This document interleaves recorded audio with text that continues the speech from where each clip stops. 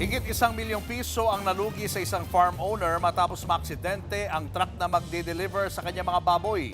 Ang mga nakawala kasing hayop pinagkaguluhan at inuwi ng mga nakakitang residente. Aniya sa frontline sa balita si Brel Montalvo ng News 5 Mindanao. Parang piyesta na may habulang baboy ang eksena sa barangay na ito sa Malaybalay, Bukidnon nitong Lunes ng umaga. Kanya-kanyang hila at may mga residente nagtulungan pa na magbuhat ng baboy. Galing pala ang mga hayop sa isang tumagilid na truck. Naya mo! Nangdag na gas kanalo! Latay-dagan ko diri oh! May mga baboy na trap sa truck. Dira! Tara! Napiang na. Naipit mo. No? May mga naipit habang iba naman nahulog sa bangin. Diri, dagan na kayo diri oh! Nayabo!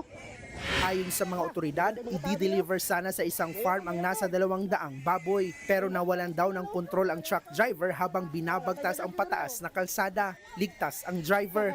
Pero nasa higit ₱1 ang lugi ng farm dahil higit 100 baboy ang nawala. Kaya nakiusap ang may-ari sa mga residente na ibalik sa kanila ang mga baboy. Babala rin ng mga otoridad. May mapatunayan po na may kumukuha po ng baboy na hindi po sinauli sa ating sa nadisgrasya po. Maaari po silang ma-filean po ng kaso. Nagbabalita mula sa frontline, Brel Montalvo, News 5, Mindanao. Mga kapatid, Julius Babaw po.